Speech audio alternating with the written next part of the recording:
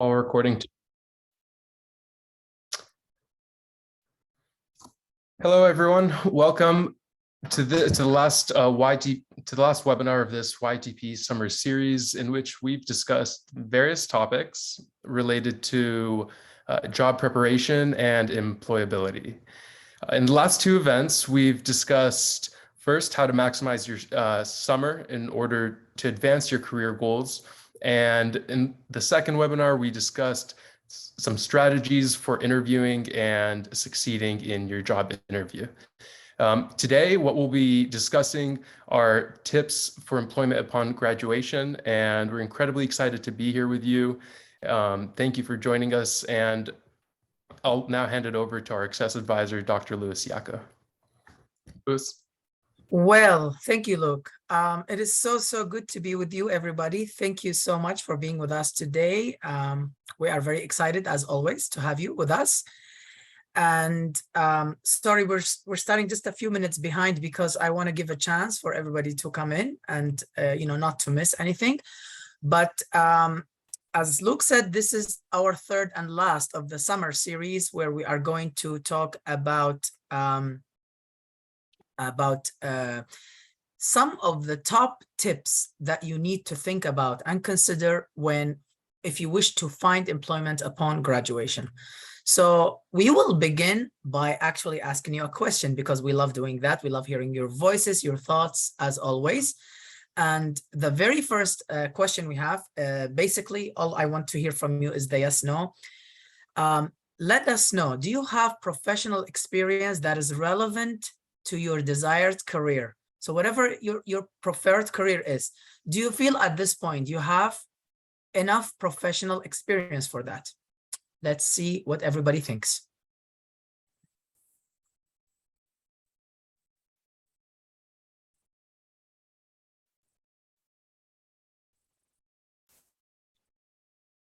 You can answer the poll by answering yes, no, or I'm not sure. I'm starting to see answers come up. I love seeing all the participation, and actually very interesting things I'm seeing so far. A lot of people are not sure. Well, we'll be talking about that in a moment. I see a good number of no's and very small yeses so far. We'll give you just a few more seconds to answer this, because I would love to hear exactly how everybody feels about this question, because it's a very important question, as you know, and I think a lot of you think about it, probably regularly, especially if you're a student, you're about to graduate, or you're about to begin your career, whichever stage you are in, you'll be thinking a lot about this question. So you can we can stop the poll, but as you see, we have very few yes answers. We have 35% of you have said no. And I would say most of you said, I'm not sure. And that's good. That's good to know, because it is not surprising to wonder, are you ready?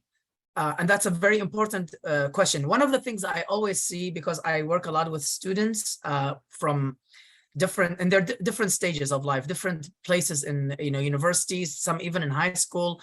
And one of the things I see a lot that comes up is, how can I have a good CV? I just graduated. What can I put on my CV?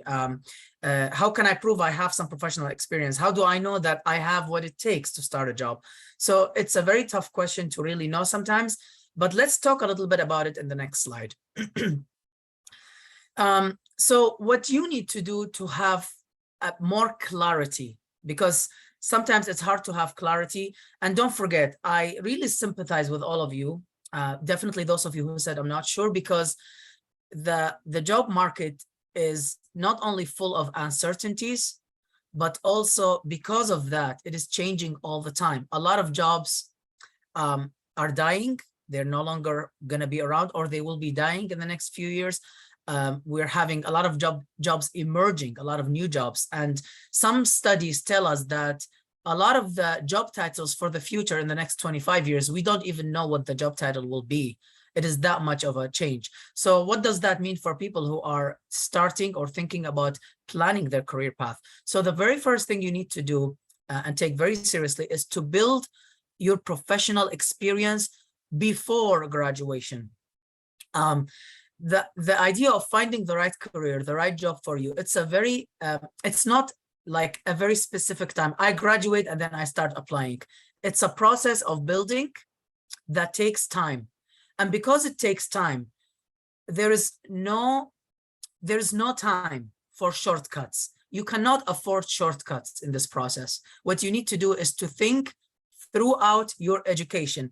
And this is what I call, this is something very important, and I call it creating a bridge between knowing and doing.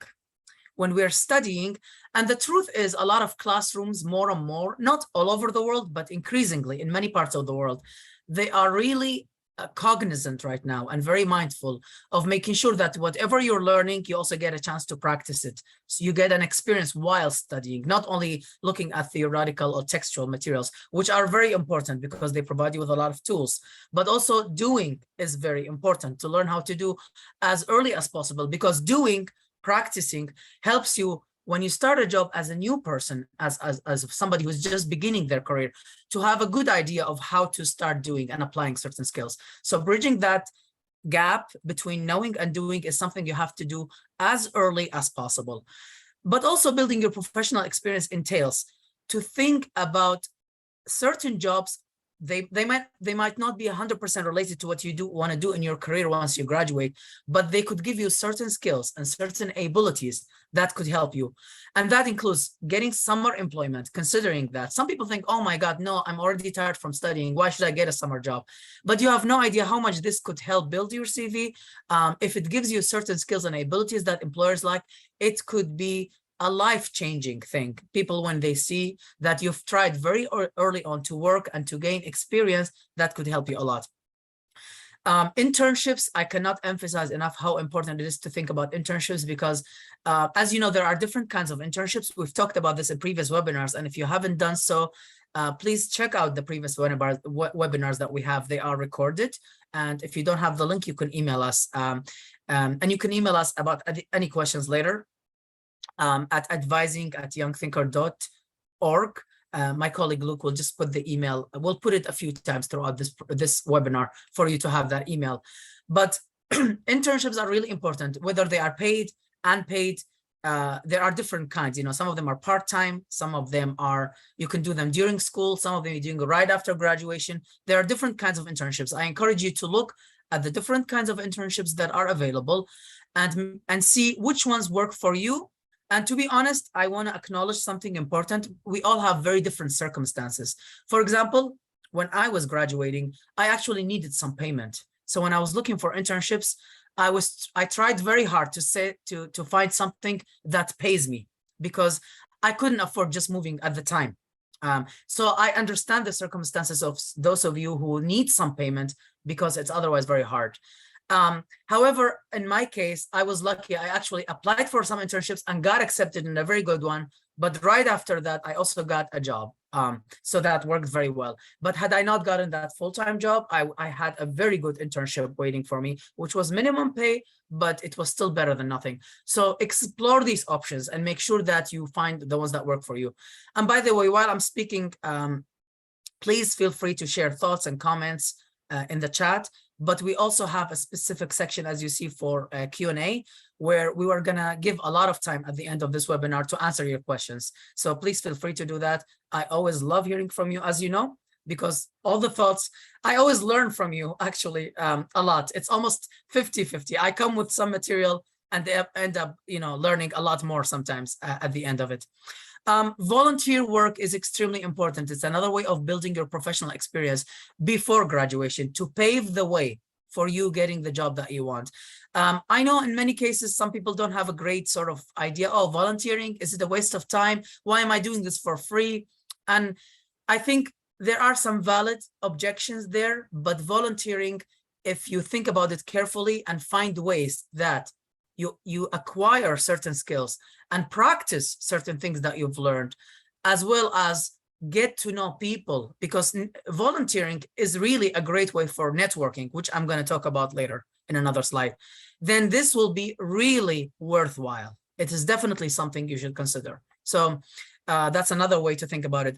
But on top of that, when a lot of employers see that you have volunteering experience in serving your community, serving, providing service to others, helping others, that reflects very positively on you. It shows that you're a person who cares way beyond themselves. And as you all know, if we want to make any changes in the world, no matter how small, changing even our reality goes through helping other people, the person and the collective. There's always that strong connection, and volunteering work can always show that. And I want to share another personal experience with you that is very meaningful to me. I did volunteering work while I had this job full-time. I was teaching classes for free because it was classes for immigrants and refugees from different countries of the world. A lot of my students were from South America, Central America, and I simply loved being there with them and helping them and teaching them new things, and of course learning from them because they come from different countries. Just the fact that their English is still at, as a beginner stage, they speak little English, that doesn't mean that they didn't have tons of things to teach me. And as they learned more and more, I started to learn from them about how they live, what their lives was, what did they do at home. Some of them were judges and lawyers, and you have no idea. And I think a lot of you know this as well. So volunteering is extremely important. I cannot recommend it enough as a way of building, preparing yourself to sort of have a very good career as you graduate, and also increase your chances of getting jobs. Other things include, leadership positions with student organizations, if you have access to those, or if you have them in your university. Building tech skills outside of classes, virtual remote, practicum years. Those are also other really good opportunities. But as you all know, there are a lot of classes for free and courses, including the Young Thinkers program. We have a lot what we call transferable skill courses, which are designed to give you not only skills that you can transfer and use in many different settings from, with many different employers, but also you can use, these are skills that often don't get taught at universities or schools. And therefore, it is really critical for you to look for them and learn from them. So that's another way. So I hope this is helpful. I don't want to take way too much time because, as I said, a lot of this is dedicated to give you time later to ask questions and engage. But moving to the next slide. I have another question for you. Excuse me. Ask yourself, is my social media presence important when searching for a job? I would love to hear your thoughts on this one. Is your social media presence, engagement with social media, is it important as you begin searching for jobs?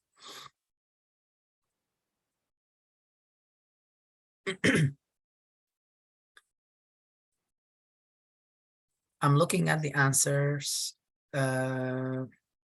Let's begin the second one. Okay, now you can begin voting for the second question, please. A lot of yes responses. I love how quickly you are engaging. That's wonderful. Thank you so much for engaging with this, because it's really good for me to see where are you now, what are you feeling and thinking and doing, because all of these go together.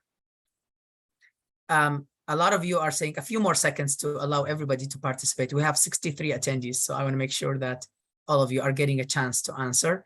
I'm seeing some no's, some I'm not very sure, but most of you are saying yes. And of course, I think we got enough time here. Yeah. So going to the next slide, let's talk about this. As you see, most of you said yes, and you're absolutely right. Thank you so much for sharing your thoughts. It's very true. It is very important to have. I don't want to scare you by saying that, oh my gosh, whatever you do online will be very bad. But what I will say is that as a person, think of you as a holistic person of yourself, as a full person. You have a social life, a personal life, you have an academic life, perhaps you have a professional life. How do you put all these lives together as of that one person? If you're going to go online and do all kinds of activities, which you are free to do, this is your right as a person. But how do you think about how these activities reflect on you. And so, of course, I think it's really important to be mindful of that whatever you do, especially if it is something available publicly, it is something that people will, to put it in the best way possible, it gives an impression about you. Sometimes it gives a first impression. Sometimes it contributes to an impression, because if you go interviewing and then somebody looks you up, and employers have different rules. Some employers just go and look up a person. What are they doing? What are they saying? Depending on the employer. Some employers have a policy of not looking up anybody, right? Which I think it's its own thing. That's another. The policy is that to make sure that you evaluate the employee based on their merits only, on them as somebody being interviewed in a more objective way. But because the rules are different, every employer have their different rules. I think it's very important to be mindful about how to present yourself as a full holistic person, as a complete person, the personal, the social, the professional, the academic, it all goes together. And, I think the more we are open with ourselves, the more we are honest and we live up to our values, the more possible it is to sort of remove that boundary between who we are in public and in private. And that's still fine. All of us are at different stages, but it's important to be mindful of that. So talking about how do you what is the second thing you need to think about, as you begin to explore, as you begin to pave the way, to land the job before graduation. The second point that you should think about is where to find or search for opportunities. And I put this point in the slide because I've seen so many, cases of students and non-students who are just people who are beginning their professional life. They would come to me and say, I don't even know where is the right place to where is the best place to look. And so, or how do I begin? And remember the first poll, the poll we did, a lot of you said, I'm not sure. I love that you all were honest about this, because it is very true. Many of us, sometimes we don't even know how to begin. Sometimes the most difficult thing in life is to begin something, right? And that beginning, that first step can be very challenging. How to begin? Is it going to be the right one? Am I doing the right thing? So because of that, it's very good to know and be aware of as many resources as possible to be able to do that. So places to begin, to think about, to explore include popular job sites and job fairs, where, including volunteering work.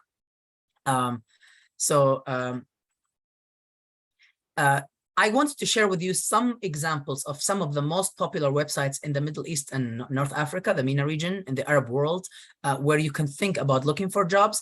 But remember, these are just examples out of many. I mean, I gave you some of the top sites where you can look, and those include Indeed.com, GulfTalent.com, Bait.com, and I think a lot of you might know these places already. Of course, LinkedIn, as you know, is always a big one. So you should always make sure that your profile is polished and up to date on LinkedIn, that you have the right connections, and those connections who have worked with you or know you in some capacity to write something, that reflects your personality as a professional or as a person, or both. So make sure that that's already there. Laymoon.com is another very good website. Naukri Golf is also good. And Olive.com is good, particularly for looking for entry-level careers. And there are many others. I'm going to put these in chat for you, for those of you who are interested in them. Those are just examples, and there are many, but I wanted to share them with you to think about. And Indeed, for example, Indeed has different versions. It's a country version, like there's Indeed US, Indeed UAE, and so on. And that's not difficult. I think once you Google it, wherever you are, it will just show up. Just something to be said. I talked about the LinkedIn profiles. Employers will look for you there. It's critical to have it updated. And I personally know a lot of people who have not only gotten really good jobs through LinkedIn, but they have changed jobs from good to better on LinkedIn. I know people that got approached because they had a polished profile. They already had a job and they were very happy, doing very well. And then somebody saw them and they said, hey, we have this, we think you are the right person for it. Would you like to take it? And then they can move and continue to go. So LinkedIn is not only good for entering, it's good for keep going up the ladder. But I personally, and I love sharing my personal experience, not only the things I work with students, but even me personally, because I think that's always a good thing to mutually share our experiences.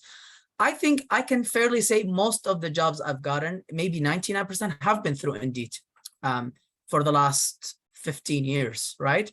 So Indeed, for me, and I'll be super honest with you, all the jobs I've gotten, I did not have like personal or professional connections in the job itself. I just got them because I applied.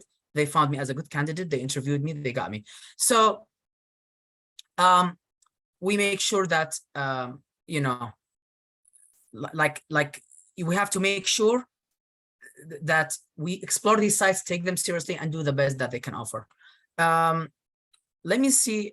Just want to make sure something here. I see some questions, which is great. I want to make sure. Somebody said the chat is disabled, so I would like just to see if there's a way we could have it. I'm just double checking with my colleagues as I speak. So it's well noted. Thank you for letting us know that the chat is disabled. So let me just do something quick here for the chat.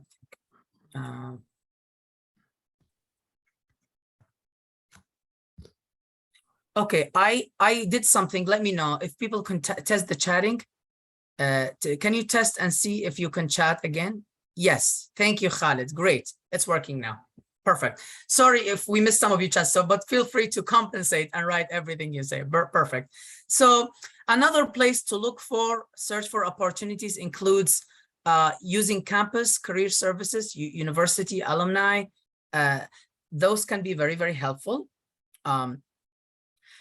Those of you who have campuses and those of you who have that career services available on their campus or university, and if you're able to connect with alumni, people who graduated from your school, that could be a great way, because sometimes, and of course, connecting with alumni, not just anybody, sometimes you could connect with people who are close to your field or in areas where you think you would fit. Because remember, now we're living the time of multi-cross interdisciplinary, meaning whatever you study, you're going to be learning from different fields, even if you're specialized in something, and then you could possibly find jobs in very different fields, right?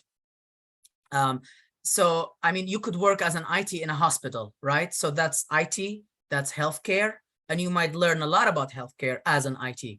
That's just one example. You could have a PhD in sociology and end up working in a tech company where they want research, user experience. So what that means, it means you should think about your career in a multi-dimensional manner, right? It means you could fit in many different places. And it's important to know which places you like, where you can fit, which ones seem like possible, feasible for the kind of career path that you're willing to build. And as a result, it's very good to connect with the university alumni who are in different fields that you think you would fit, and then talk to them, ask for questions. You can write to them if there is a way. You can even have, and this happens a lot, by the way, what we call information interview, where you can talk to them and have information interviews, talk, learn from them. So, and campus career services can help you with your CV, with cover letter, give you a lot of advice, and give you even leads of places to look at.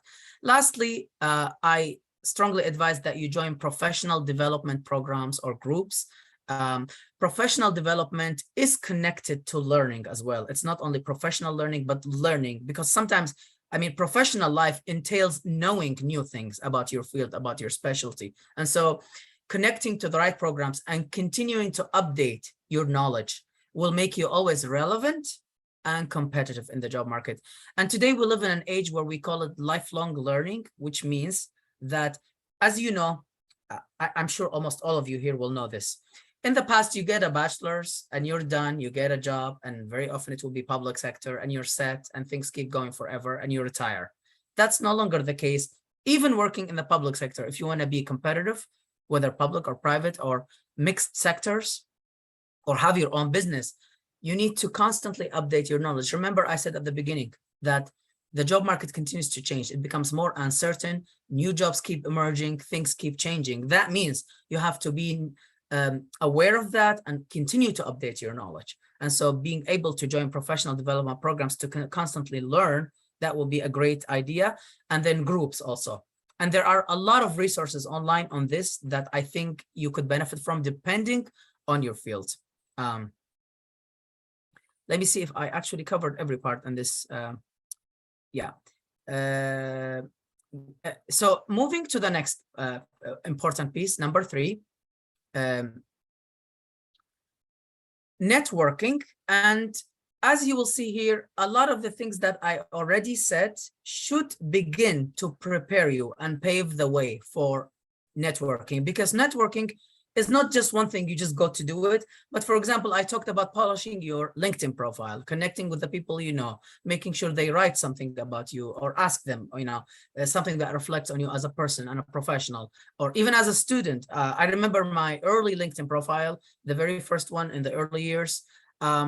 I didn't ask, but some students who were studying in my master's program at the time, they just found me, connected with me, and they wrote something. It was very touching for me that they just wrote how much they enjoyed, you know, knowing me as a person, and the ideas that I shared in class were so, you know, intelligent, so on and so forth. And that meant a lot to me. And I didn't even know a lot of these details that I'm talking about right now. I didn't even think I would be sitting in a webinar talking to you about these strategies. But these things can help a lot in showing you as a person, as a professional, as a student, as a smart person who have certain, you know, critical skills, critical thinking skills, innovation, and so on. So networking can be challenging, but as I said, as you begin, you know, as you begin doing all these things, when you are preparing your way before graduation, you will find all these places where you can do the networking. You can do it online, you can do it with your peers. Remember, I mentioned in the previous slides, the alumni, they could be a great way for networking. There are cases when you reach out to someone who graduated from your university or your school, and they're doing something very close, and you ask them, you know, questions and say, I'm going to graduate. This is what I do. This is what I like. This is what I focus on. I just wanted your advice. I wanted to learn from your insights about this X, Y, and Z. What do you think? And sometimes that person could not only give you advice, but connect you or even have something where you are needed. You never know where these things could go. So that is networking. But also, networking begins with your immediate contacts. Look around you. Look, even sometimes at family. Maybe your cousin does this. Maybe you could learn something from them. Maybe your cousin could connect you to somebody close to your field. So, you know, listening carefully to your surroundings, to your friends, your family, you'll be surprised that you might have some really good connections right in front of your eyes. So do that.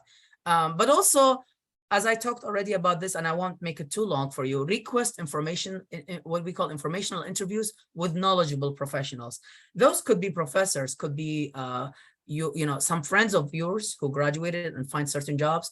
As I said, alumni could be great ones, and even could be family members. Sometimes they work, for example, they are a general manager somewhere, and you would love to know, what does it mean to be a general manager? What are the duties? Is it fun? I mean, I remember a lot of friends who shared with me that, and this is kind of a funny story, and I don't want you to think that it is true. Take it for like, oh, that's it, we're done with this. But some friends have said, I thought about medical school, and then I talked to some medical, you know, doctors in my family, and then I reconsidered. I'm like, maybe this is not exactly what I want. I want something else. So these are examples of how networking, information interview could really change your view. It could help you make very wise decision where to go, how to get there, and what would be exactly the right place for you. And just making sure I have all of this covered. You know, professors, alumni, contacts made through student organizations, volunteer work, community hobbies. As you notice, I've already talked about all these activities being important. So this brings us to this third step of networking. At this point, this should become a very easy process if you're already doing all the things that I've discussed so far. So I hope this is helping. We're going to move to the next slide. And it's another question for all of you. And I'm so sorry again that the chat wasn't enabled from the beginning. I'm sorry about that. I don't know how it happened, but I'm so glad one of my colleagues brought it to my attention, and it's perfect. So let's do the next poll. Look, this is the older one. Activity. Number 3, please.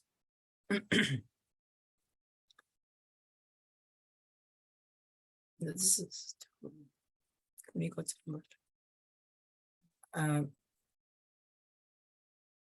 Okay, so sorry, this is actually not a poll. This is, I mean, this is something you will write. We had only 2 yes, no. This is an interview question you get. What are your main weaknesses? You're in an interview right now, and somebody asked you this question. So I would like you to write me in 1 or 2 sentences, short, very short answer. How would you respond to this question? And here I'm going to give you a few minutes because this is a very important one, and then we'll see your answers. You can write it in chat, please, and then we'll get to it, because I know this is something that a lot of people think about.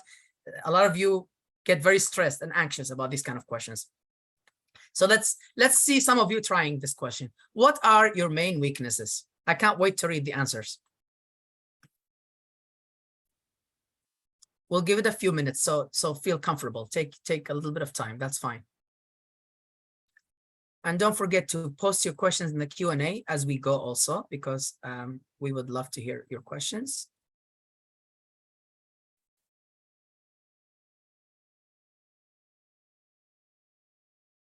So I see lack of experience, somebody wrote. Talk about a weakness, but in general, and how I turned it into a strength. Very good. And how I worked on it. I love this. Very good. I love both answers that I just read. My poor communication skill. This is very good. It's very direct. And we're going to talk about that in a moment. I like that. I consider public speaking as one of my biggest weaknesses, but I see, but I am trying to improve it. Working under stress is a weakness, somebody says.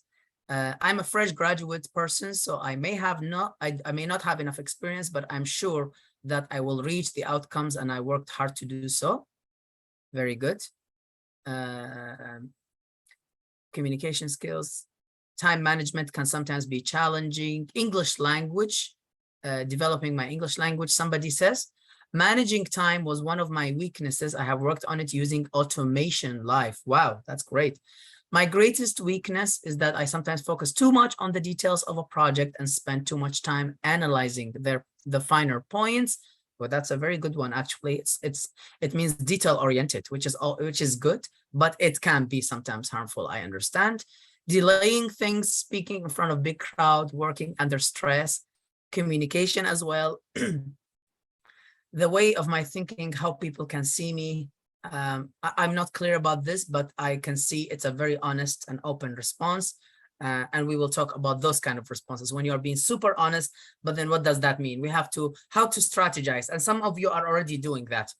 Being interested in many different things at the same time, difficulty in making a decision, great. Public speaking, phrasing the weakness in a way that that can be improved in the future. Okay, so that's how you would answer it. Got it. Sorry, my throat, I apologize. I hope I'm not disturbing your peace and your ears. Putting extra pressure on myself so that I can accomplish the task ahead of time. Putting the pressure on the self as a weakness. And again, you say to accomplish a task, which shows the weakness is also a strength. That's a very good strategy. That's a classic. Collaboration with others to do work. Well, I love this because it's very honest, but also it can be risky. We'll talk about this and other responses like this. Working with irresponsible people, I can't do that. I find it hard. I can't deal with it. Maybe it is related to communication skills or teamwork. I appreciate the honest answer. Communication, I'm a psychology graduate, so my weakness in controlling my emotion, not letting negative emotions affect my daily life and working under stress. That is a very, very insightful point, and I can really understand how hard it can be when your field is about those kind of things. And you get, you know, I mean, I do a lot of research on, for example, war and refugees as part of my work, and you can't help getting hurt by a lot of stories and things that you hear. So I understand. I feel that my main weakness is to give too much effort to work. So I feel tired, double checking everything consumes time. I love that you all are engaging so well with this. Oh my gosh, there's a lot of responses. I just love them, and I would like to read them all. But for the sake of time, I'm going to stop here, and I'm going to read them all. I promise you, we'll have a script of this. But I just love it. I'm so troubled with when teamwork. I hate it. So what I'm seeing I'm going to talk about not a specific response. I love them all, but I'm seeing patterns. So I'm going to talk about the patterns and get to the next slide before that. But before the next slide, let me talk about the patterns I'm seeing in your responses. I want to acknowledge what you're doing here. The patterns I'm seeing, some of you are doing the classic strategy, which is you talk about a weakness, but show immediately how that weakness has a strength in it. I get very stressed about work until I finish the task. So the weakness is me getting stressed, but then the employer or whoever is interviewing you will hear until you finish, and you won't rest until you're done. So they hear that you really won't stop until you're done. You get it done. So that's turned into a strength. That's a classic strategy, and it's a good one. So definitely try to think about that one. However, I also want to appreciate very much that some of you were just direct and honest. And unfortunately, that is great, but in interview, we have to word it in a certain way. Remember the point about it's not what you say, but how you say it. That's really important. And so I don't want you not to be honest, but I want you to find a way to say it so that it's very effective and it shows the other person that you acknowledge something and you're willing to do something about it, or you're willing to learn something about it. So that's another pattern I'm seeing in the answers. And I'm seeing a pattern of people saying exactly what they don't like. You know, I can't deal with people who are not good team players and so on. And so the reality is that every job and every task within the same job, teamwork is great. We all hear it all the time. Everybody's saying that you have to be a good team player, and that's really important. But of course, it depends on the task. Some tasks are better done as an individual, and some tasks are much better done when you do them as a group and think about them and brainstorm and work on different pieces. And some tasks, they need both. There's a phase in the same task where in that phase, you need to brainstorm on your own. And then maybe the second phase, share what you brainstorm with a few colleagues and they give you feedback. And then the third phase, you go alone and work on that feedback. And the fourth phase, present into other groups or the same group and see what happened. And then they give you. So it's not set in stone, the kind of teamwork. So the very first problem with the kind of way we do work sometimes is how we do it or how we think it should be done, and how we narrow it down for ourselves. And we have to keep the doors open. So these are the patterns I'm seeing. And the best way to deal with this kind of difficult question, and we'll talk about other kinds, is that to be honest and to show that you are either working on it. Some of you in their answers show that they've worked already on it, like, or say how you plan to do something about it. Because if you just say a problem without saying how you plan to do something about it, or what are you doing currently about it, it shows that you are not a problem solver, my dear friends. And it is critical to show any employer that you are a problem solver. And also, as all of you did here, that you're honest and open. So what I want to give you as a very important rule to think about, something I want you to really think carefully about, is to remember it's okay to have weaknesses. It's not forbidden. It's not a crime, and all of us do. And employers know that none of us come to the interview perfect. But remember, they decided to invite you because they saw enough in you that they want to talk to you. But that doesn't mean they saw you as perfect, right? So because they know that, it's okay to show that you have a weakness and you're willing to work on it. But it's also, if you know everything, if you're perfect, then that job might not be right for you, because the right job is a job in which you do something good, you give something to the job, to the employer, but also they give you something back. And that something back that they give you is where you're going to grow, is where your weaknesses are become strengths. So my point here is that it's okay to go to a job where not everything you know for sure and you're perfect in, because if you were, then that's not your job. You need another job where you can learn something new, grow in a new area, right? And so here is the really important, I'm telling you this narrative to think about it and answer those difficult questions. Not only this, but other difficult questions. How can I show that I have something to give you and you have something to teach me as well, something in this job? And that's how you should frame your answer. That's how you should frame your weakness. Even questions about why we should hire you. That's a difficult one, right? Many of us complain about why you? Why should I hire you? And people will ask you that question sometimes in interviews. Again, the answer will, because I can give you X, Y, and Z, and because I really love this job, because it has this and this and this part that can really help me, and I'm very passionate about. And this is why I'm passionate about this. You see? So in a way, I want to break this what I call it cliche of looking the best and perfect. It is okay. Sometimes the little imperfections that you phrase them intelligently and wisely can end up making you the strongest candidate. But I hope you think about this advice in terms of everything that I just said, how to do this. So let's move to other questions. And I want you to see how to apply this, what I just said, to the next slide. And I loved the answers that you wrote. Again, really beautiful.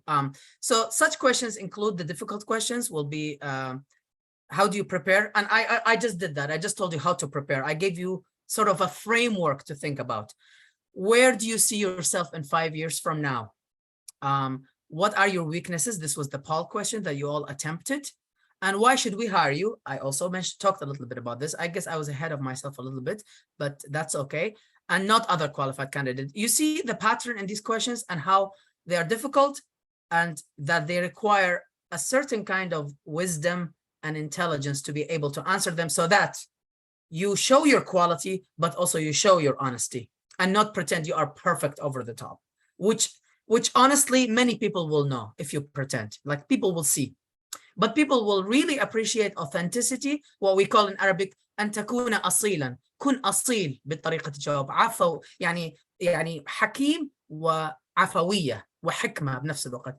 ما بتتعارض مع بعضها هذه الشغلتين، إنه تكون عفوي وحكيم وذكي. الاثنين نوع، يعني في جسر يربط الاثنين، وهذا الجسر هو الحل.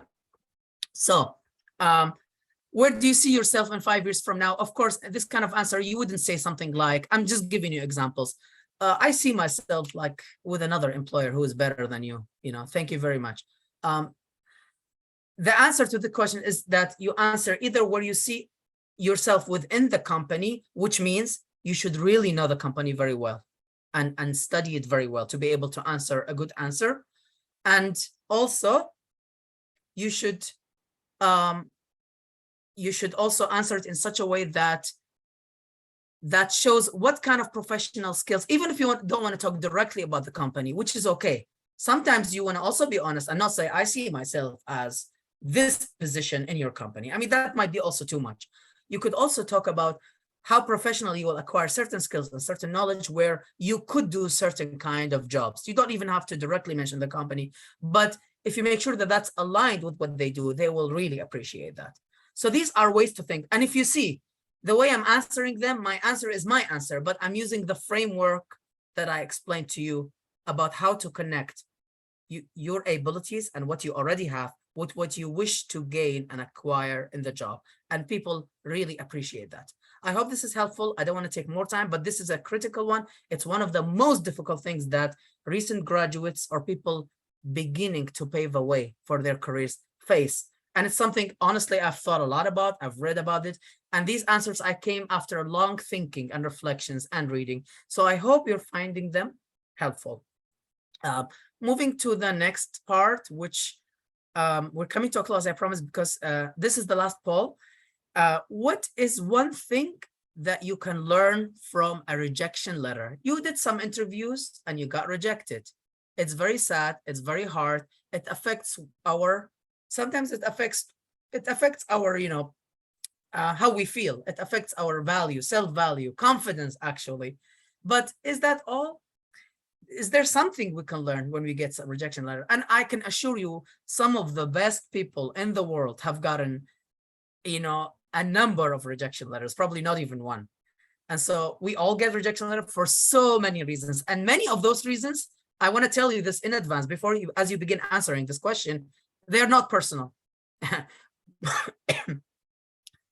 And some could be personal, but there's a lot to learn also from that. So I'm asking you, what is one thing you can learn? Write me in one sentence, one thing you would learn. Somebody wrote acceptance. I'm loving the answers coming so quickly. They never come with feedback. You're right. Reflection, that this job is not for me. I learned about why I was rejected and work on it to further my skills. I'm looking through your great answers. Feedback, room for improvement, prepare a lot, and in the future, I imagine you mean. I could increase my skills and get better. No feedback. Yes, I agree with you. Sometimes, most of the time, they don't give feedback, so it's hard to know. And that's why it's important not to take it personally, but think on your own. That's a great point. Try to analyze my skills, performance in interviews to improve. It can improve those who address the weakness and improve them. Very good. You can keep writing these answers, but for the sake of the time, thank you so much for sharing these. They're wonderful. We're going to move to the next slide, which is when we get rejection, when we go through the challenges in the process, and the process is not easy. It's not a walk in the park, as they say. It can be very challenging, and we all get rejections, all of us, I promise you. And many of the rejection may not be personal whatsoever, but it's important to still think about them, even if you don't get feedback, because as you apply more to jobs and read more posts and learn about more companies and learn about the market, you're going to learn about yourself.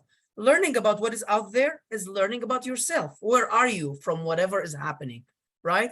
So as you learn about yourself, you will begin to become more, in a positive way, self-critical, so that in such a way that even if you don't get like feedback, you will still begin to think in a healthy way about, maybe I should have thought about this. Maybe that answer wasn't the best. Maybe this skill I actually need. They needed it and I don't really have it. I didn't demonstrate it. Well, my test score, they had after the interview a test. I don't think I did well. So there are a lot of ways to think about them, right? And again, somebody says, avoid interview mistakes. I noticed last time. Thank you so much for saying that. And I'm glad you were with us in that, also in that webinar. So there are things you could learn and there are things you could do even if you don't get feedback, but you can also ask people that you trust, good professionals, to give you feedback and tell them what happened. I have a few friends who get rejection letters and they're very brilliant. I know they deserve really good jobs and they don't get feedback, but they come tell me everything that happened and tell me, can you please tell us, what do you think? What went wrong? And sometimes as they tell me, I see things that I point out to them. I say, hey, well, if you said that, maybe, how about this? Maybe they thought this. So I give them feedback, even though they never got feedback from the employer who rejected them, right? So sometimes if you trust certain people, certain, professionals that you value, you can ask them and say, this is what I did. Do you think there's something I could do better? So there are things to do to continue to have a good mindset, to continue to be, and I understand that a lot of you, sometimes we're torn. We want a job, we want to get paid, but we also want something that help us thrive and grow as people and fulfillment. This is a very big challenge. It's very big in the world. I understand both, so this pressure in both sides can be very big, right? But being patient, always looking for the bright side, and looking for employers, targeting places where they reflect their values and your personal mission as a person, as a professional, can make this easier, can cut you some steps and save you some time, and even save you some grief, quite frankly. Set daily goals to submit a number of applications. That's always helpful. Stay positive when faced with rejection. All of you answered really well in this poll, and that's basically what we need to do. Find ways to learn, and I gave you also some ideas, so I won't go further with that.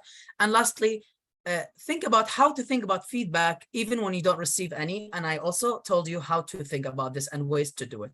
So if you have more questions, either post them in chat or in QA. But now we are going to next slide, which I believe is the end here. That's it, as I thought, is the end. So we will open it now to questions. I'm going to go to the Q&A questions that we have already and try to answer them the best way possible.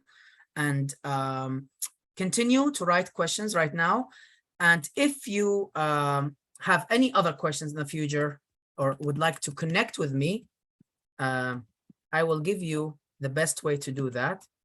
It is advising@youngthinker.org. And by the way, there was one thing I meant to say before I go to the questions. A lot of you talked about communication skills and public speaking, as a weakness, right? Remember that, Paul? We have those courses in Young Thinkers program. So we have a lot of courses tailored to help you, give you strategies and ways to improve and practice in those critical transferable skills that could take you anywhere, that you might need anywhere, right? Quite frankly, even if you are a person who only works in a little room doing research and not interacting other with papers and books, there will be times when you might have to go and present some findings to people. And so it will help a little bit to know some strategies, how to present, how to talk to people. And so no matter what you do, there are certain skills that could be very helpful regardless. So we have courses designed for that.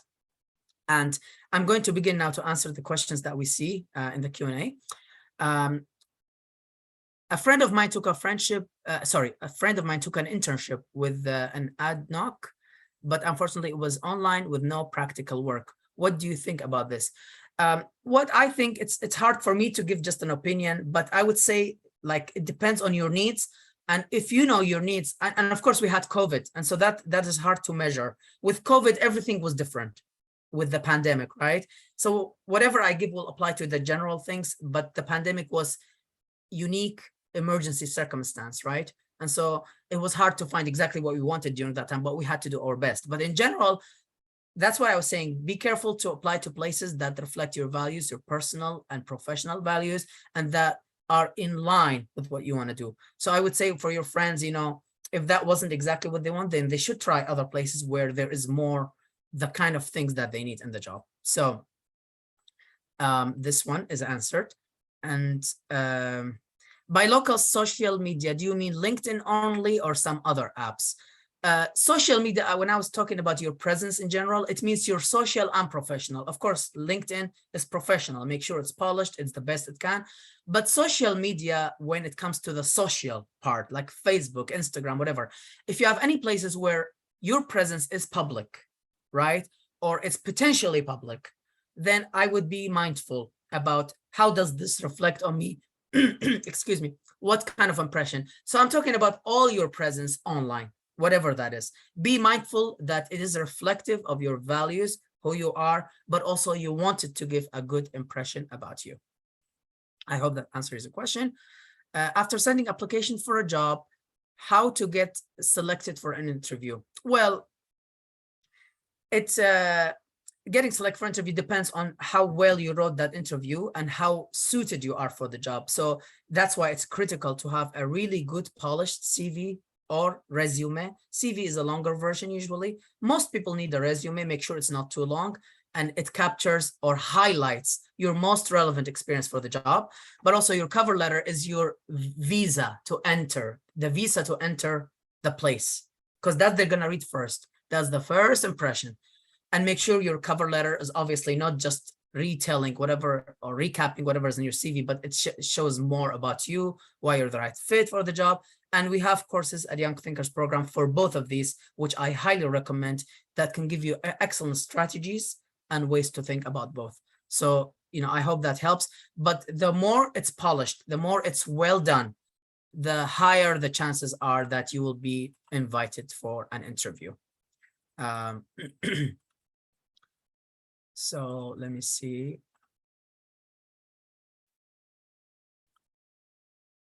What are some career paths for a communication grad with a part-time jobs like research and library assistants? Communications grad. Now, communication is a transferable skill. Part-time jobs in research. Research is a really good skill. A lot of places want research skills. For example, user experience requires research. Depends on what kind of research you're doing, which I don't know about. Somebody's asking how to reach Young Thinkers program. I'll have my colleagues write the exact website to everyone in the chat in a moment. But library assistant gives you a lot of skills about, you know, being detail oriented, knowing how to do files and books. Those are very specific skills. How to if you do that, how to deal with customers. So it gives you customer service skills.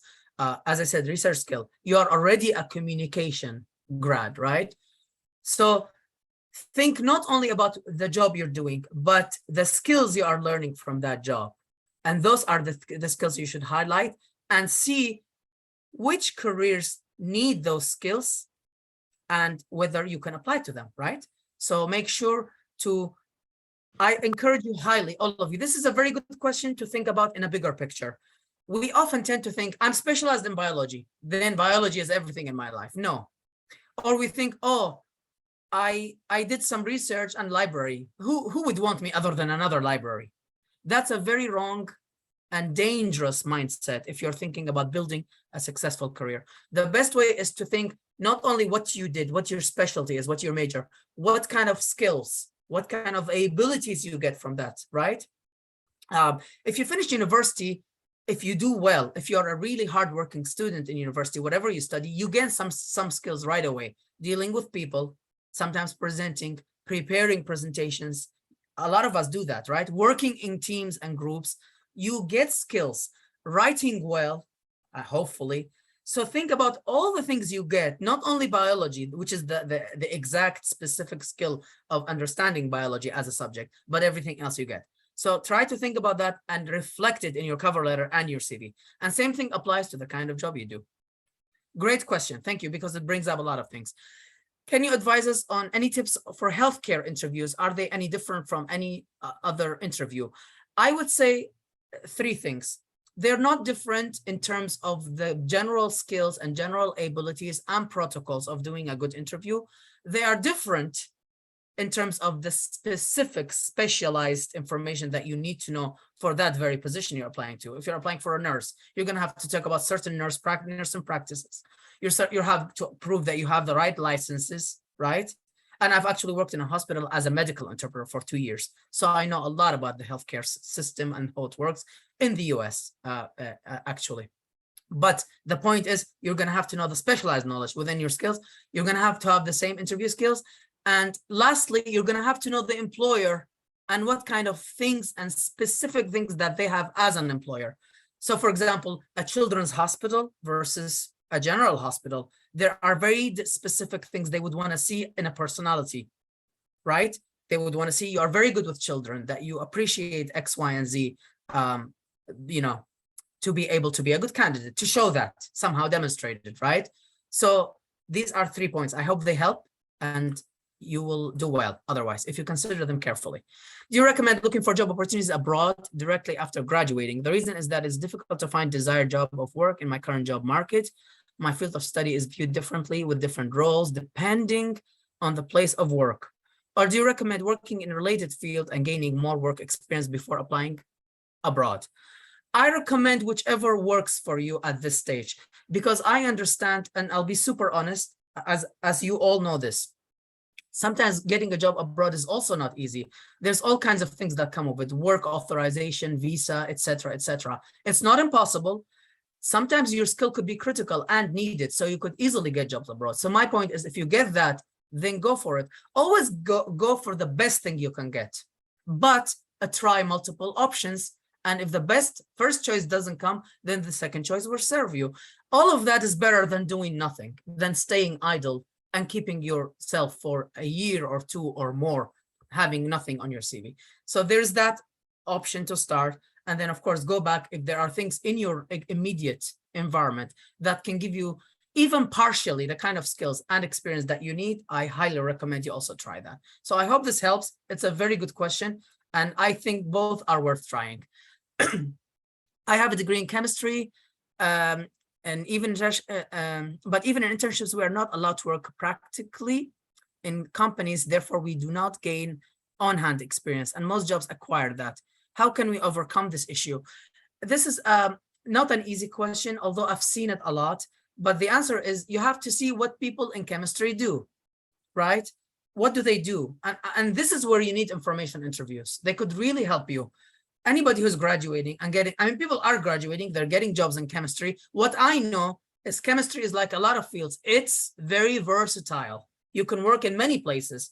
You can work in cosmetics where they need, you know, to understanding of chemicals and things, right? You can work anywhere. So try to see what are people doing in your field. Ask them questions, reach out to the people who have done well. And this is where networking comes.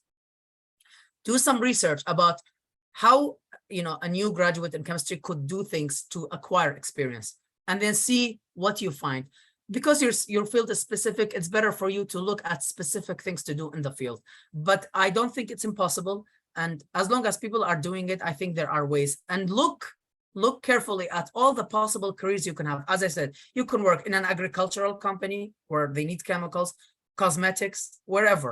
Now look at where you would fit and see how these companies, how these careers hire people. What is the path? And that I can only give you that lead, that thread, and you go follow it. I hope that helps. I know we are limited on time and it's beautiful, but we started a couple of minutes late, so that's also fine. I know work in marketing specialist trainee, but I want to shift to a full-time job. Do you think I can get a job? Of course you can get a job, and being a trainee is a great place. And I would start either looking at jobs, if there are full-time jobs where you are working now. Sometimes there aren't, I understand, but also look at other places where they have entry-level jobs. Remember, I gave you some websites. Indeed is always good, and Olive.com is always good for entry-level jobs. You could look at those.